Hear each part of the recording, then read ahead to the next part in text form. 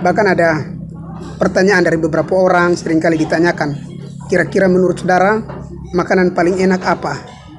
Ada yang bilang gado-gado dan sebagainya, tapi orang yang berikan pertanyaan itu dia bilang makanan yang paling enak adalah makanan ketika kita merasa lapar. Oke, biar segala yang bernapas memuji nama kata Yesus, akulah jalan, kebenaran dan hidup. Tidak ada yang sampai ke surga kalau tidak melewati aku. Haleluya. Saya sering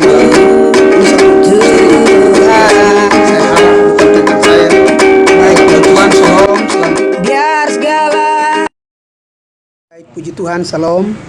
Hari ini kita akan sharing bersama dengan tema rasa lapar dan haus. Kita belajar firman Tuhan sama-sama dalam Amsal pasalnya yang ke-27, ayatnya yang ke-7.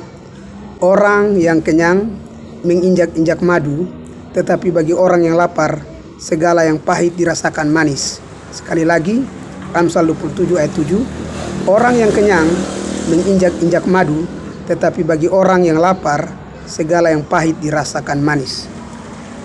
Kita belajar sama-sama firman Tuhan ini, saudara.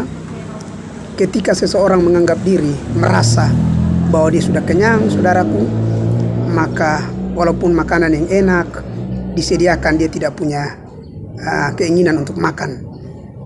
Tapi orang yang benar-benar lapar, orang-orang yang benar-benar haus, bahkan Alkitab berkata, segala yang pahit pun dirasakan manis ketika dia lapar.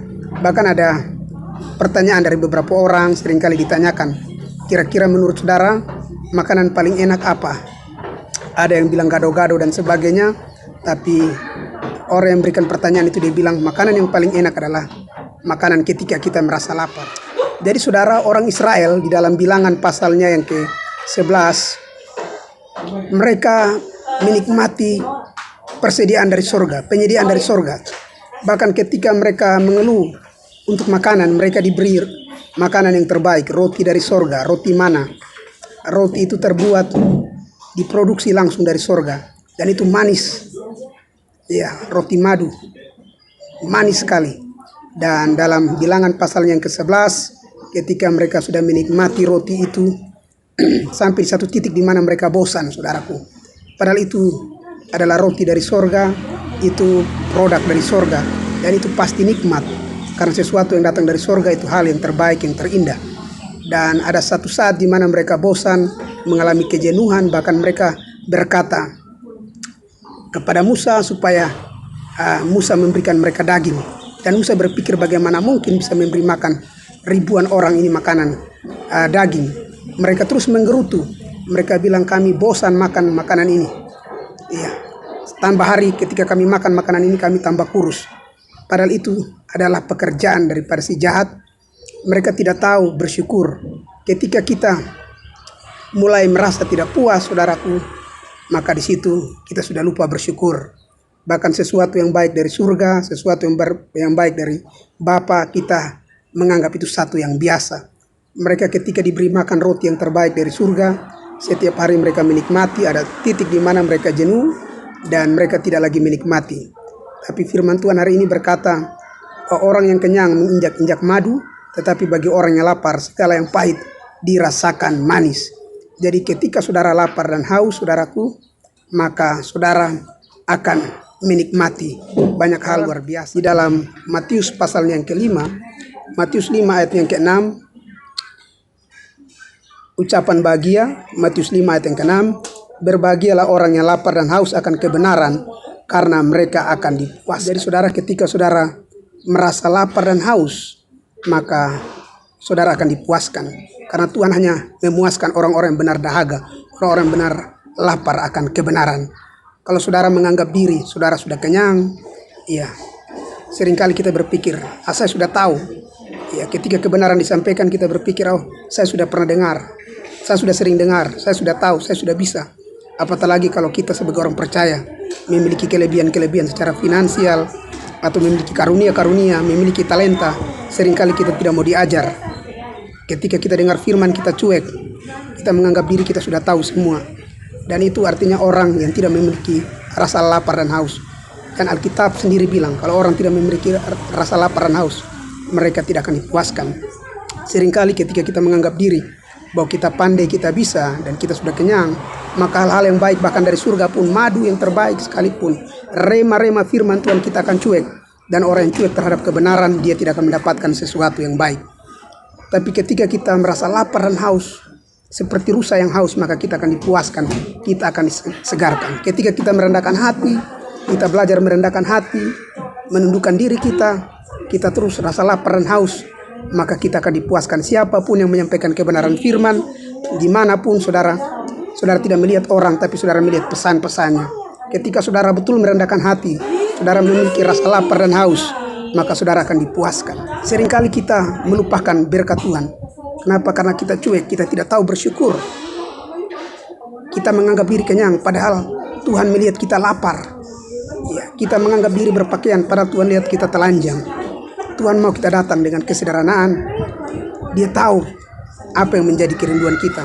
Kalau saudara merendahkan hati, sekali lagi, saudara yang rasa lapar dan haus, firman Tuhan berkata, orang yang lapar dan haus akan kebenaran, dia akan dipuaskan oleh Tuhan. Kalau dalam Ibrani pasal yang ke-5 ayat yang ke-12, di situ bagaimana penulis Ibrani itu memperingatkan kepada orang-orang pembuangan, orang-orang Ibrani, bahwa mereka sebenarnya ditinjau dari segi umur. Mereka sudah harus menjadi pengajar, mereka sudah harus bertumbuh, sudah harus menjadi pengajar dan mengajar orang lain. Tetapi mereka belum bisa mengajar karena mereka masih membutuhkan makanan-makanan yang lembut, masih memerlukan susu. Itu artinya mereka bayi-bayi rohani. Padahal dalam Ibrani pasal 5, saudara, itu bercerita tentang keunggulan Kristus. Itu bercerita tentang keutamaan Kristus. Bagaimana karya Kristus, dia adalah sebagai imam besar. Dia adalah imam besar sejati. Dia juga lah korban menggantikan kita. Dan dia juga lah pusat dari segala-galanya. Dialah yang menyelamatkan kita. Ada keunggulan dari Kristus. Tapi orang-orang Ibrani waktu itu ingin kembali kepada Yudaisme, ingin kembali kepada kepercayaan yang lama. Mereka tidak mau bergantung kepada anugerah, kepada pengenalan akan Kristus. Mereka lamban untuk berpikir. Mereka tidak bisa makan makanan keras. Makanan keras artinya mereka tidak bisa dibawa untuk lebih dalam mengenal akan kebenaran akan Kristus. Padahal penulis kitab Ibrani mau supaya mereka dibawa lebih dalam. Ketika kita mengenal Kristus, dalam mengenal Kristus, di situ kita akan mendapatkan banyak hal luar biasa. Tapi orang-orang Ibrani mereka di kitab Ibrani ini mereka tidak bisa untuk masuk lebih dalam karena mereka masih membutuhkan makanan yang lembek, masih memerlukan susu. Mereka belum dewasa. Lalu dalam 1 Korintus pasal 3 ayat 1-3, saudara, bagaimana orang-orang Korintus pun demikian. Mereka tidak menjadi dewasa. Padahal jemaat di Korintus adalah jemaat yang penuh dengan karunia, penuh dengan talenta, banyak hal luar biasa spektakuler. Sehingga bisa jadi beberapa di antara mereka berpikir mereka sudah kenyang, ternyata mereka masih lapar. Sehingga mereka menganggap diri mereka sudah bisa, sudah mampu. Ternyata Rasul Paulus menulis bahwa mereka sebenarnya masih bayi-bayi rohani.